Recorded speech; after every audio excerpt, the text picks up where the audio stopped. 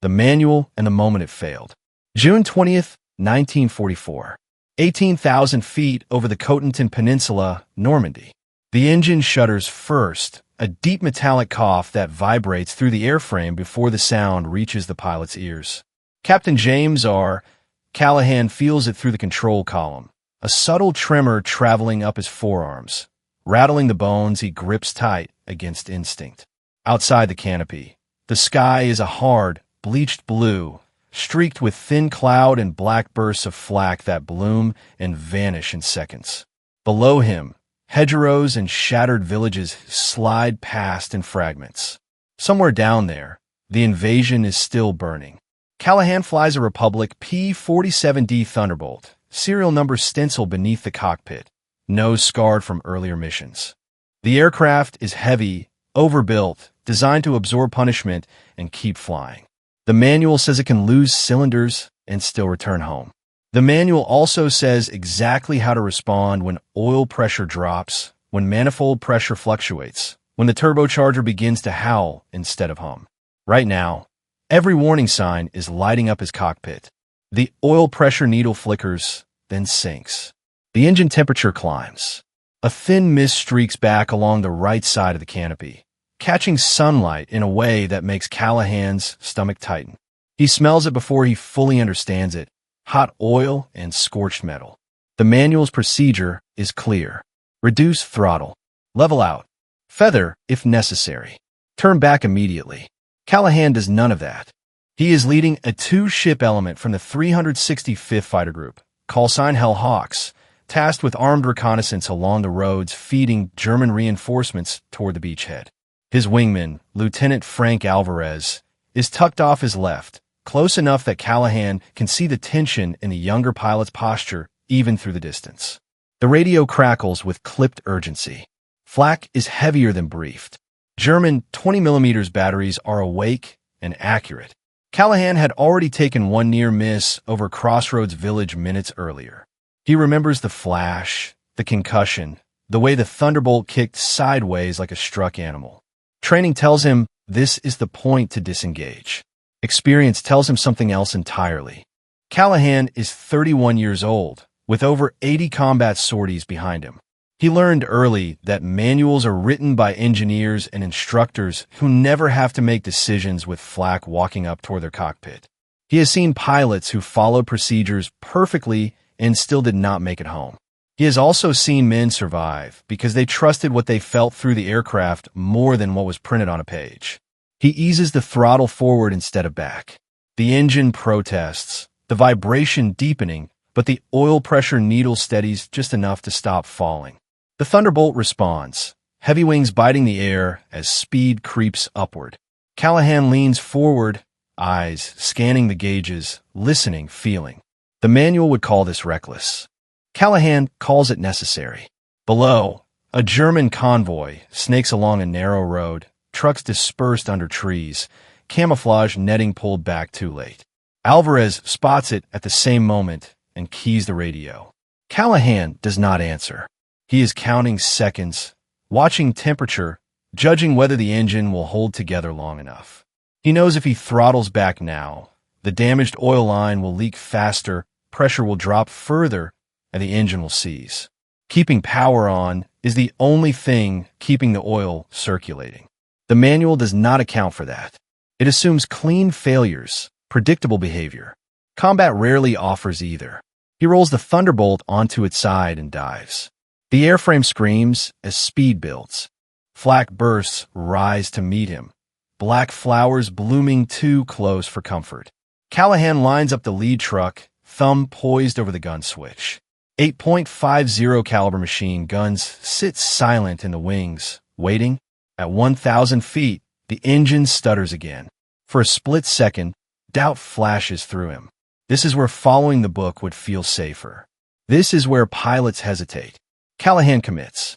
He fires, the guns hammering, recoil shuddering through the aircraft. Tracers walk across the road, tearing through canvas, metal, men. A truck erupts, flames licking upward. Alvarez follows in behind him, adding his own fire. As Callahan pulls up, the engine coughs violently, then settles into a rough, uneven roar. Oil streaks thicken along the fuselage. He climbs away on sheer momentum, hands steady, jaw clenched. Only then does he realize how quiet the cockpit has become. No alarms, no radio chatter, just the wounded engine and his own breathing. The manual says he should already be dead. Instead, he is still flying. Experience over ink on paper. Callahan holds the climb shallow, resisting the instinct to gain altitude quickly. The Thunderbolt is bleeding oil now, a visible smear along the wing root and back toward the tail. He can feel the aircraft growing heavier by the second, not in weight, but in resistance, as if the air itself is thickening around it. The manual would tell him to climb gently, keep temperatures down, nurse the engine. But the manual assumes the enemy is no longer shooting at you. Flak bursts continue to rise from the fields below, sporadic but close enough to make each explosion feel personal. Callahan keeps his eyes outside more than on the gauges, trusting peripheral vision and instinct. He flies by feel now, the way his first instructor taught him in a worn-out trainer back in Texas, long before Europe, long before men tried to kill him from the ground. Lieutenant Alvarez slides closer, his voice finally breaking the silence on the radio. Call sign lead. You're streaming oil bad. You want me to take point. Callahan glances left, sees Alvarez's Thunderbolt steady and clean, untouched by flak. He considers the offer. Regulations say the damaged aircraft should be escorted, wingmen flying high cover, watching for fighters. But regulations are written for orderly situations. This is not one of them. Negative, Callahan replies. Stay tight. Watch my 6. The German fighters have not shown themselves yet, but Callahan knows better than to assume that means safety. This sector has been crawling with Focke-Wulf 190s for days. A damaged P-47 is an invitation. The engine sputters again, a sharper cough this time. The oil pressure needle dips, recovers, dips again. Callahan makes a small adjustment, increasing power by a fraction, just enough to keep the needle from falling into the red. Sweat trickles down his back despite the cold at altitude. This is the part no checklist can teach. The tiny corrections. The balance between too much throttle and too little. He remembers a captain he lost earlier in the year, a man who followed every procedure perfectly when his engine was hit over Belgium. Reduced power, leveled out, turned for home. The engine seized within minutes. The aircraft never made it past the lines. Callahan had watched the fireball from above. Below them, the countryside opens into rolling fields and thin lines of trees. The road they attacked fades behind them.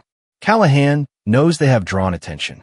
Ground gunners will be tracking them now, radios buzzing with reports of a smoking American fighter refusing to fall. The engine noise changes again, a deeper, uneven growl. Callahan grimaces, adjusts mixture, then supercharger settings. His hands move without conscious thought. Years of flying the Thunderbolt have taught him its moods, its stubbornness. The aircraft was designed to take punishment, but only if the pilot understands when to push and when to ease. Alvarez calls out contacts, but they turn out to be friendly aircraft crossing high above. No German fighters yet. That absence is almost worse. It means they are watching, waiting. Callahan makes a decision that goes against training once more. Instead of heading straight back toward base, he angles west, flying parallel to the coast. It adds minutes to the flight, but it keeps them over friendly territory longer. If the engine quits, he wants fields, not occupied towns. The manual never mentions fear. It never mentions the weight of knowing that one wrong move will kill not just you, but the man flying off your wing. Callahan feels that weight now. Every vibration feels like a countdown. At 10,000 feet, the engine begins to overheat. The temperature needle creeps upward, slow but relentless. Callahan opens the cowl flaps despite the added drag. The Thunderbolt shudders but stabilizes. Air rushes through the engine compartment, carrying heat away along with more oil. Smoke begins to seep into the cockpit, faint but unmistakable. Callahan fights the urge to panic. He cracks the canopy slightly, letting cold air blast in, clearing his vision and biting his face. Alvarez's voice is tight now. Led, you're smoking inside the cockpit. You need to put it down. Callahan looks down at the fields sliding beneath them. He calculates distance, wind, altitude. He could try for a forced landing. The manual outlines it step by step. But he also knows that landing with a hot, damaged engine increases the risk of fire on touchdown. And he knows the engine is still producing power. Not yet, he says. She's still flying. Another minute passes. Then another. Each one feels stolen. The Thunderbolt holds together through sheer stubbornness. Metal strained but unbroken. Callahan keeps talking to it under his breath. Not words, just a presence, a shared understanding between man and machine. Ahead, the coastline comes into view, a thin silver line where land meets sea. Friendly flag bursts mark Allied ships offshore. Callahan allows himself the smallest breath of hope. He has ignored the manual at every critical moment. So far, it has kept him alive. The edge of failure. The channel air is colder, heavier, carrying the smell of salt even at altitude. Callahan levels off at 7,000 feet, careful not to stress the engine any more than necessary. The Thunderbolt's vibration has settled into a steady, ominous rhythm, like a heartbeat that could falter at any moment. Behind him, the coast of Normandy slips away. Ahead lies open water, and beyond it, England. That thought brings no relief. Engines that fail over land give you choices. Over water, they give you time. Callahan knows exactly how much time a Thunderbolt can stay airborne without power, and it is not enough to be comfortable. He adjusts his course slightly north, aligning with the shortest path back to the English coast. Every mile matters now. Alvarez stays glued to his wing, silent except for occasional calls confirming altitude and heading. The younger pilot is watching Callahan's aircraft as much as the sky around them, ready to call out flames, ready to witness something he cannot prevent. Halfway across the channel, the oil pressure needle finally dips into the red and stays there. Callahan exhales slowly through his nose. This is it. This is the point the manual was written for. He knows the steps by heart. Throttle back. Mixture idle cut off when the engine seizes. Prepare to ditch. Keep the canopy closed until impact. He does not do any of it. Instead, he increases throttle slightly, ignoring the rising temperature, ignoring the screaming protest of metal on metal. The engine responds with a ragged roar, shaking the entire airframe. Smoke thickens along the cowling, trailing behind them like a banner. Alvarez's voice is urgent now. Led, you are on fire. I see flame. Callahan does not look back. He knows if he does, he will second-guess himself. He stares at the horizon, at the faint smudge that might be the English coast, and holds the Thunderbolt on course. This is the gamble the manual cannot accept. Throttling back would cool the engine, yes, but it would also starve already damaged components of what little lubrication remains. At high power, oil still circulates. At low power, it pools and burns. Callahan has seen it before, in fragments, in the aftermath of crashes. He is betting his life on a theory no instructor would ever endorse. The fire flickers, then dims, starved of oxygen by the slipstream. Smoke continues, but the flames do not grow. The engine, against all reason, keeps turning. Callahan's hands ache from gripping the controls. His throat is raw from breathing smoke and cold air. He forces himself to blink to stay present. The Thunderbolt begins a slow descent, power bleeding away no matter what he does. He compensates, trading altitude for airspeed, stretching the glide without giving up engine power entirely. At 3,000 feet, the English coastline sharpens into detail. White cliffs, green fields, airfields hidden just inland. Alvarez breaks radio silence again. I have Biggin Hill in sight. You can make it. Callahan nods, though Alvarez cannot see it. Biggin Hill is crowded today, fighters coming and going nonstop. Landing a crippled Thunderbolt, there will be chaos. But it is better than the channel. The engine begins to seize. The vibration becomes violent, the roar dropping into a grinding scream that sets Callahan's teeth on edge. The propeller slows, then surges, then slows again. He knows he has seconds now. He pulls the throttle back just enough to prevent the engine from tearing itself apart completely. Smoke fills the cockpit, thick and choking. His eyes water, vision blurring. He forces the canopy open fully despite the risk, letting the slipstream rip smoke out and away. Below him, the airfield rushes closer. The engine quits entirely at 1,200 feet. Silence crashes in, broken only by wind and the whistle of air over wings. Callahan transitions instantly, nose down, airspeed steady. Training takes over now, the manual finally relevant again. He lines up with the runway, gear down at the last possible moment, flaps partially deployed to avoid stalling. The Thunderbolt slams onto the runway harder than he would like, tires screeching, tail bouncing once before settling. He rides the brakes, heart pounding, until the aircraft shudders to a stop. For a long moment, he does not move. Ground crews swarm the aircraft, fire extinguishers spraying foam over the cowling. Flames lick out briefly, then die. Someone yanks the canopy open fully and pulls Callahan free. He stumbles onto the concrete, legs weak, lungs burning. Behind him, his Thunderbolt smolders, engine ruined, airframe scar but intact. The manual would have put him in the channel. Instead, he is standing on English soil. Judgment on the ground. The smell hits him first. Bird oil, scorch paint, hot metal cooling too fast. It hangs thick over the dispersal area as Callahan sits on the edge of an ambulance stretcher, oxygen mask pressed to his face. His flight jacket is streaked with grime, his hair matted with sweat. His hands will not stop shaking. Across the concrete, his Thunderbolt is surrounded by mechanics and fire crew, cowling panels ripped away, blackened engine exposed like a wound. One of the ground chiefs shakes his head slowly, disbelief written across his face. That engine should have locked solid 10 minutes earlier.